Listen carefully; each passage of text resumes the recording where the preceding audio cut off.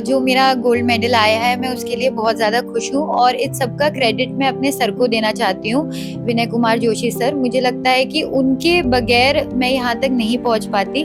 बचपन से लेकर आज तक सर ने मेरा बहुत ज़्यादा सपोर्ट करा है, तो मैं अपनी जीत का क्रेडिट अपने सर को देना चाहती हूँ और उन्हीं की वजह से, उन्हीं की बदौलत मैं आज यहाँ पर हूँ। पोडियम पर जो मैं पहुँची हूँ, जो देश का राष्ट्रगान हमारा हुआ है, तो मेरे लिए बहुत भावुक क्षण था वो।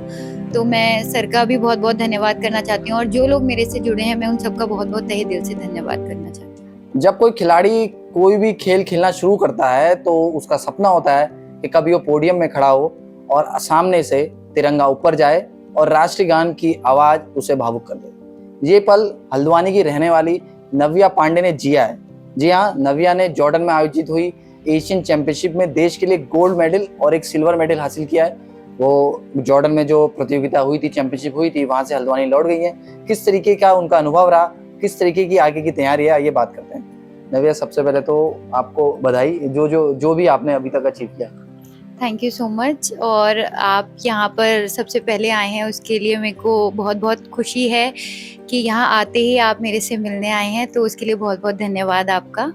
नव्या, जिस तरीके से जो शुरुआती लाइन मैंने बोली थी कि जब कोई खिलाड़ी खेलना शुरू करता है तो जब पोडियम में खड़ा होता है और तिरंगा ऊपर जाता है और नेशनल एंथम बजता है, तो वो फीलिंग कितनी बड़ी रहती है किसी भी खिलाड़ी के लिए? जब से मैंने खेलना शुरू करा है, मैं बचपन से खेल रही हूँ, करीबन 10 साल और उससे ज़्यादा हो चुके हैं मुझे खेलते हुए। तो हमेशा से मेरा सपना रहा है कि एक बार मैं विदेश जाऊं और मेरे को स्वर्ण पदक हासिल हो और मैं अपने देश का तिरंगा लहरा सकूं और साथ में जो राष्ट्रगान वहाँ पर हो वो सबके कानों में गूंजे और सबको पता चले कि भारत भी किसी से कम नहीं है। तो ये इस बार मुझे इस चीज़ का मौका मिला और मैं अपने देश का झंडा वहाँ पर लहरा सकी, अपने देश का राष्ट्रगान वहाँ पर बजवा सकी, तो मैं अपने आप में बहुत गर्व महसूस कर रही हूँ और मुझे लगता है कि इससे बड़ा अवसर मेरी ज़िंदगी का कुछ भी नहीं होगा। मैं बहुत ज़्यादा अत्यंत खुश हूँ इस चीज़ के लिए। नव्या, बात करते हैं आपके खेल की, जिजित्सु की। इससे पहले आपसे बात हुई थी, तो लगातार 2021 से मेडल आ रहे हैं और किस तरीके की तैयारी आपकी रहती है, और खास बात करें जॉर्डन में जो भी हुआ, जो भी तैयारी आपकी थी, उस पर थोड़ा अगर हम प्रकाश डालें तो। इससे पहले 2023 में भी मैंने एशियन गेम्स खेले, भारत का प्रतिनिधित्व करा और लगातार मैं अपनी परफॉर्मेंस रखती हूँ, खेलते रहती हूँ, प्रैक्टिस करते रहती हूँ। प्रैक्टिस में कोई कमी नहीं आनी चाहिए। मुझे ऐसा लगता है कि रात दिन प्रैक्टिस करना ही, एक चीज़ का निरंतर प्रयास करना ही, वही आपको ज़्यादा बेहतर बना सकता है हर दिन। तो इसीलिए इस एशियन चैंपियनशिप से पहले भी मैं पूरी तैयारी में थी और मैंने पूरा दृढ़ निश्चय इस बार कर रखा था कि कुछ भी हो जाए, अपने मेडल का मुझे कलर चेंज करना है, क्योंकि बहुत समय से एशियन चैंपियनशिप में मेरा कांस्य पदक रहा।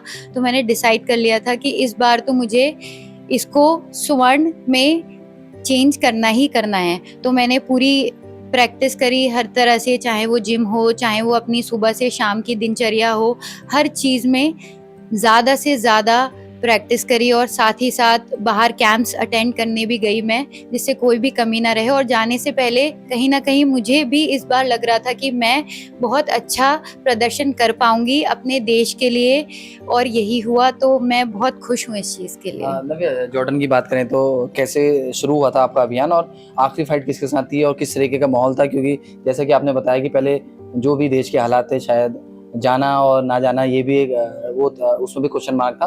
तो किस तरीके के हालात थे और क्या जो भी हुआ था देश में, वो दिमाग में चल रहा था कि मुझे अब देश के नाम के साथ एक स्टेटमेंट देना है, ऐसी जगह में आई हूँ? बिल्कुल।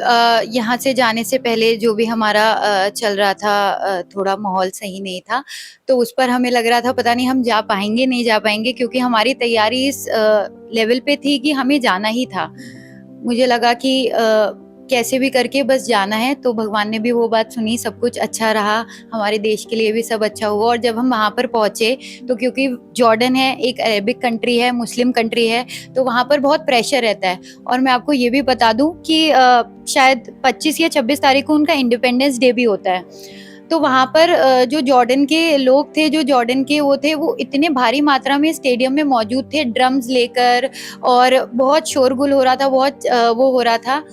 तो कहीं न कहीं अपने आप में भी एक प्रेशर रहता है कि इस कंट्री को हराना है, जहाँ पर इतना शोर हो रहा है, उसके बीच में अपने कंट्री का वहाँ पर झंडा लहराना और राष्ट्रगान करवाना, वो भी अपने आप में बहुत बड़ी बात है मुझे लगता है, क्योंकि सब साइलेंट हो जाते हैं। हाँ। जब दूसरा देश जीत रहा होता है और तो उनके ड्रम बजना बंद हो जाते हैं बेसिकली, क्योंकि वो इतना हावी होना चाहते हैं इंसान के ऊपर, प्लेयर के ऊपर। आधा मैच आदमी वैसे ही हार जाता है साइकोलॉजिकल प्रेशर से। तो कहीं न कहीं मुझे लगा कि वो साइकोलॉजिकल प्रेशर मुझे अपने आप में नहीं लेना है।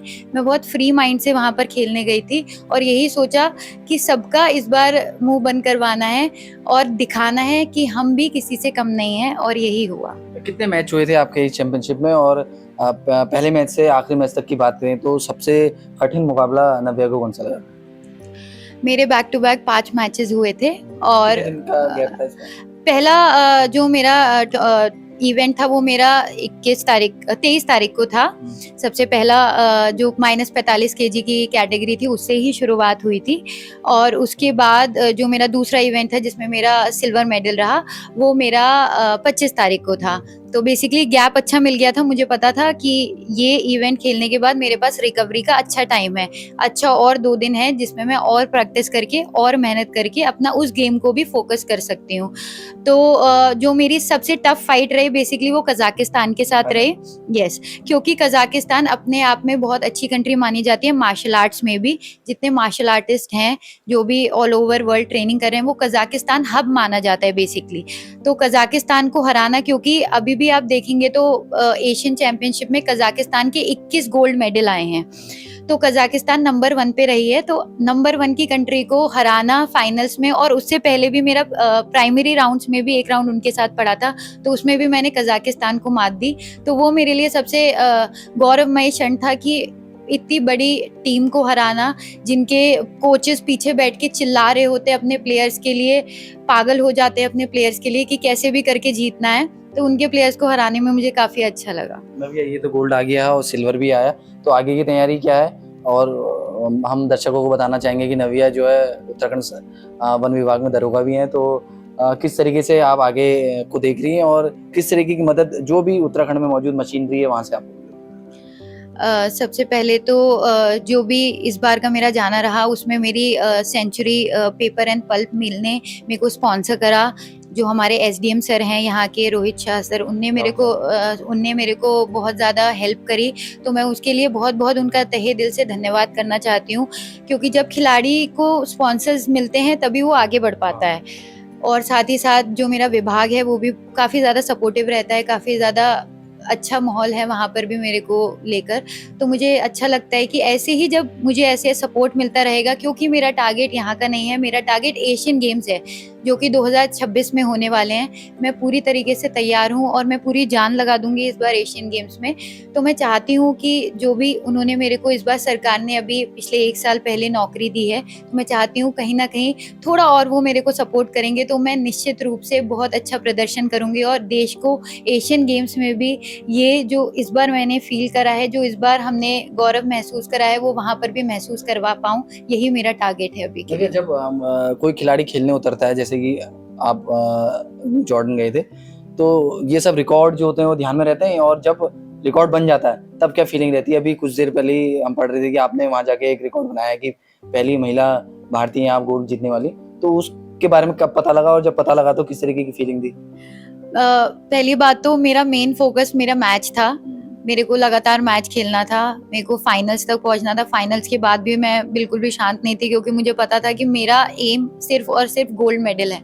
मेरे को यहाँ से गोल्ड मेडल लेकर जाना है। तो उसके बाद जब हम गोल्ड मेडल जीत गए, उसके बाद पोडियम पे पहुंचना और वहाँ पर वो चीज़ महसूस करना, वो अपने आप में बहुत, सबकी बधाइयाँ आ रही थी, यहाँ से भी सबकी बधाइयाँ पहुँच रही थी, तो काफ़ी अच्छा लग रहा था। उसके बाद जब हमारा पोस्टर वगैरह बना है, सब जगह न्यूज़ गई है पेपर में, तब जाकर मैंने पढ़ा है और मेरे को पता चला है कि मैं पहली खिलाड़ी हूँ विमेंस में जो कि स्वर्ण पदक लाई है। तो ये भी अपने आप में बहुत अच्छा लगता है कि हमने कहीं ना कहीं हिस्ट्री क्रिएट करी है। आने वाले बच्चे जो हैं, आने वाले जो हमारी गर्ल्स हैं, वो इस चीज़ को जानेंगी और आगे आएंगी। जब मैं कर सकती हूँ तो वो भी कर सकती हैं। सबसे नवी आखिरी सवाल आपसे, उत्तराखंड किस तरीके से बदल रहा है खेल के रूप में बोल सकते हैं, क्योंकि कुछ समय पहले नेशनल गेम्स का आयोजन भी यहाँ पर हुआ था और लगातार नेशनल गेम्स में आप हैं या कोई और जा रहा है, अधिकतर जो नेशनल गेम्स हैं उसमें भी पदक आ रहे हैं, तो किस तरीके से आपको लगता है कि उत्तराखंड मतलब हम बोल सकते हैं कि स्पोर्ट्स के क्षेत्र में आगे बढ़ रहा है? क्योंकि पढ़ाई की बात हर कोई करता है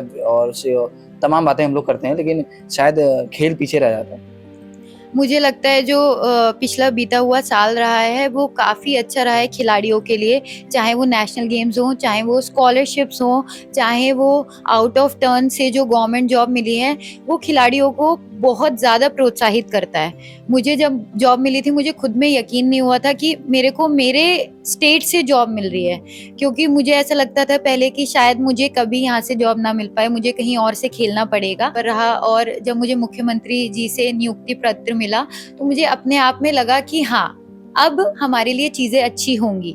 और उसके बाद चाहे स्कॉलरशिप हो, चाहे अभी जाना हो या कोई भी चीज़ हो, तो मुझे अब लगता है नेशनल गेम्स हमारे स्टेट में इतने अच्छे से ऑर्गेनाइज्ड हुए, बहुत वेल ऑर्गेनाइज्ड थे, साथ में मेडल टैली में हम लोग इतने आगे रहे, तो मुझे लगता है कि आने वाला भविष्य बहुत उज्जवल होने वाला है खिलाड़ियों के लिए, उत्तराखंड से स्पेशली, क्योंकि अभी भी जो स्कॉलरशिप है, चाहे जॉब्स हैं, वो और ज़्यादा मिलने वाली हैं और ज़्यादा प्रमोशन होने वाले हैं, तो मैं काफ़ी I am looking forward for it. Navi, आप हमसे बात करने में बहुत बहुत धन्यवाद, और जापान को लेकर जो भी आपकी तैयारियां हैं, उम्मीद करते हैं कि एक गोल्ड मेडल और भारत को आप दिलाएंगे। जी, मैं पूरी कोशिश करूँगी, मैं पूरी जान लगा दूँगी। वही बात है, मैं चाहती हूँ कि हमारे जो और गवर्नमेंट है वो और आगे बढ़कर थोड़ा सपोर्ट करे, जिससे कि हम और अच्छा परफॉर्म कर पाएँ। एशियन गेम्स बहुत बड़े गेम्स हैं, मैं ऑलरेडी 2023 में जा चुकी हूँ उस पर, तो मुझे पता है कि वहाँ का लेवल क्या है।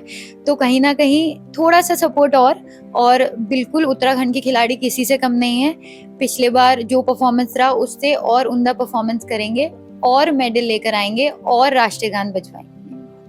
आपने नव्या को सुना, उन्होंने जॉर्डन में अपनी कामयाबी के बारे में बताया। उनके लफ्ज़ थे कि वो 2021 से लेके 2024 तक लगातार नेशनल गेम्स हैं और एशियन गेम्स में भाग ले रही थी, लेकिन जो पदक था वो उन्हें गोल्ड करना था। और इससे पहले जब उन्होंने जॉर्डन की तैयारी शुरू की, तब एक ठान लिया था कि इस बार उनको वहाँ जाके जो मेडल का रंग है वो बदलना है। इसके अलावा नव्या ने एक बात और बताई कि जो भी हालात उनके जॉर्डन जाने से पहले देश में हो रहे थे, उससे उनको काफ़ी मोटिवेशन मिला और शायद ये भी एक रीज़न था कि उनको गोल्ड मिला। अब नव्या ने आने वाले 2026 के लिए अपनी तैयारी शुरू कर दी है। उनको उम्मीद है कि वो एक बार फिर देश के लिए गोल्ड हासिल करेंगी। हल्द्वानीलाइव.com के लिए पंकज पांडे।